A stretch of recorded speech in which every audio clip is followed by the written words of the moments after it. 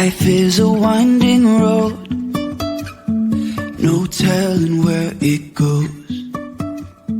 Driving through days and nights. Hey there, and welcome back to Successfully Chaotic. I'm your host, Maria Daniels, and today we're diving into a topic that's equal parts heartwarming and mildly irritating. We're talking about family rituals. Now, let me start by saying I absolutely love my family, but let's be real for a second. Sometimes they get on my last nerve. And I know that if you have a family, you know exactly what I'm talking about. Whether it is the constant bickering on the way to some family fun day, or the fact that you've already been mentally preparing for the last 2 weeks on this like huge long trip that you've got to do, or maybe you know that there's going to be at least 2 meltdowns before you even leave the driveway. Maybe your meltdowns, maybe your husband's meltdowns, maybe your kids' meltdowns. You know, the world is your oyster. We've all been there. But guess what? Those crazy moments, the ones that leave you ready to pull your hair out, yeah, those are the ones that you're going to laugh about later. Trust me. I have 7 kids ranging in age from 25 to 7. So I have pretty much seen it all. And I know that no matter how much a family outing might suck in the moment, those are the memories that stick around, and you're actually going to miss the chaos. Well, some of the chaos anyway. So today we're going to talk about creating those family rituals that matter, even if you know that 9 times out of 10, it's going to end up being a hot mess. But in the end, it's the mess that makes it memorable. So let's start with the big question. Why do family rituals even matter? I mean, if you're just going to end up yelling, get in the car 14 times before anyone actually even listens, is it even worth it? Well, yeah, it is. It really is. And here's why. Rituals are like the glue for your family. They hold you together when life gets chaotic. And trust me, it's going to get chaotic. They give your family something to look forward to, even if it's just a simple tradition, like a Friday night movie or Sunday morning pancakes. And sure, most of the time, these moments, they're not going to go as planned. There's going to be arguments over whose turn it is to set the table, or somebody spills something. And there's pretty much 100% chance that someone's going to cry. Sometimes it's me. But years later, when you look back, it's those little disasters that actually make the best memories. You're not going to remember those perfectly planned days. You are going to remember the chaos. Trust me, I've had enough of both to know firsthand. You know, so if you're in the middle of a family fun day that's turning into anything but fun, just remember, take a deep breath. You are building memories, even if they involve a meltdown in the back seat, or maybe the front seat. All right, let's get real. When I say family rituals, you might be picturing a scene straight out of a Hallmark movie. Everyone's sitting around the table, smiling, the kids asking politely for seconds, the dog sitting calmly by your side. But let me stop you right there. That is not how it works in my house. It's probably not how it works in your house. It's more like someone throwing a piece of broccoli across the table while another kid complains about how the sauce tastes weird. So with all of that going on, how do you make rituals work when life is super chaotic? Simple. Just embrace the chaos. It doesn't have to be perfect. It just has to be consistent. Family rituals are less about perfection and more about just showing up. Even when you're tired or when your kids just spilled an entire box of cereal on the floor, it's just showing up for those moments.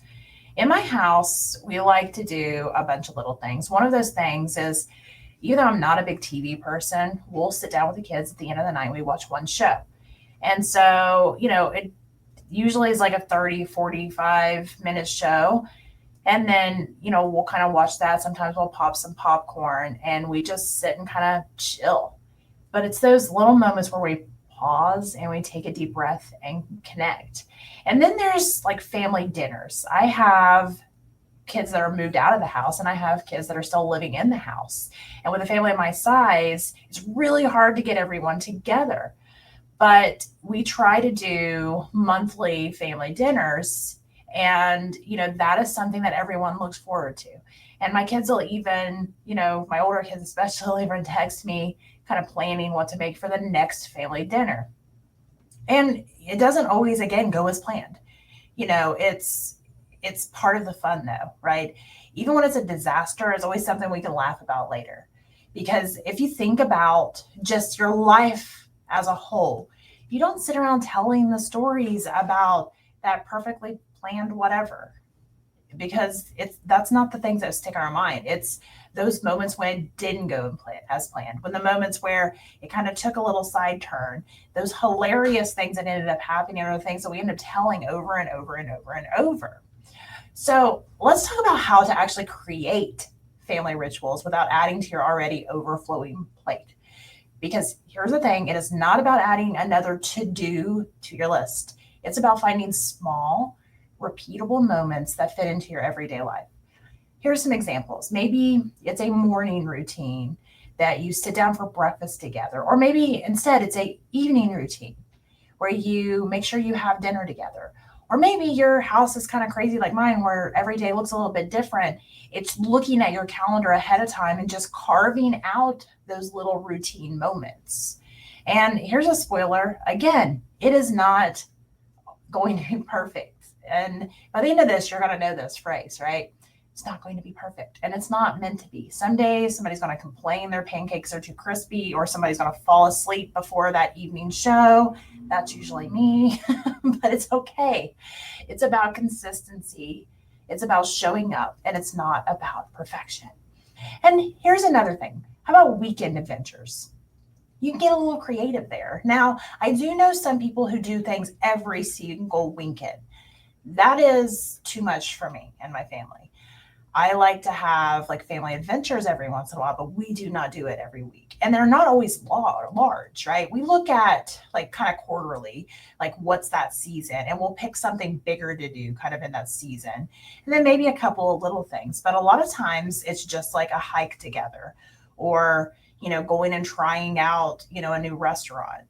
And, you're going to end up breaking up fights sometimes, or like if you're hiking, somebody's gonna be walking too fast. If you're in the car, somebody's gonna be breathing too loud or sitting on their side of the line, or whatever the case may be. But again, it's the chaos that makes it fun.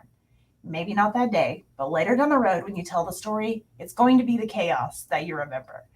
And you can do mealtime rituals, like we mentioned earlier, just like morning breakfast or whatever. But again, I mentioned earlier in the show, like Sunday pancakes, or maybe, Taco Tuesday or Friday night pizza. It's kind of fun to have some type of meal ritual that happens. It gives somebody something to look forward to. And as a bonus, you don't have to think about what's for dinner that night. And if you want to do it every week, you don't have to think about what's for dinner one night a week. Unless someone decides that they hate tacos that week, because of course that's what they would do. All right, so here's another thing to think about.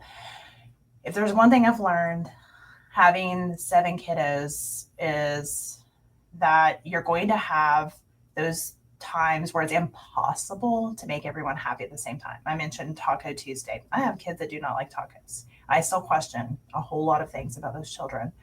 But they don't like tacos. So, you're going to have people that's not happy at all the time, especially the more people you add into the situation. But you don't need to worry about making everyone happy. You need to figure out, okay, well, if they don't like tacos, what's something else I can make with these exact same ingredients? Let them build it themselves, make it the way that they want. And that way, you're not having to make 15 meals, but you're making, an effort to make sure everyone feels involved. Perfect is boring. You want those messy, real moments where everyone's just kind of being themselves, chaos and all. Those are the memories you're going to look back on and laugh about. And I also want to tell you that if you miss a ritual one week because life gets busy, don't stress about it. If your family dinner turns into a food fight, don't sweat it. Actually, I would probably sweat that one a lot. I don't know why that one popped in my brain, because that one would make me sweat a whole lot. But the point is to show up, right? To show up and to keep showing up. Those little moments, no matter how imperfect they are, is what ends up making the family strong. It's those memory builders. So if your family rituals are more of a wild ride than a perfect Pinterest moment like mine, you're doing it right. Just embrace that chaos, laugh at the disasters, and know that you're building a bond that lasts. Even if you have that one kid that won't eat anything, or maybe another kid that is literally always late for everything that we do, it's still the effort that counts. I hope today's episode maybe gave you some inspiration to either start or reignite or maybe reimagine your family's rituals. And remember, again, it's not about perfection, it is about connection. If you loved today's episode, be sure to subscribe, leave a review, and share it with someone who could use a little laugh and a lot of love in their family life. You can always find me on Instagram or head on over to successfullychaotic.com to learn about all the crazy things that we're up to. Until next time, embrace the chaos and keep making those memories. Life is a winding road, no telling where it goes. Driving through days and nights, won't stop for traffic lights.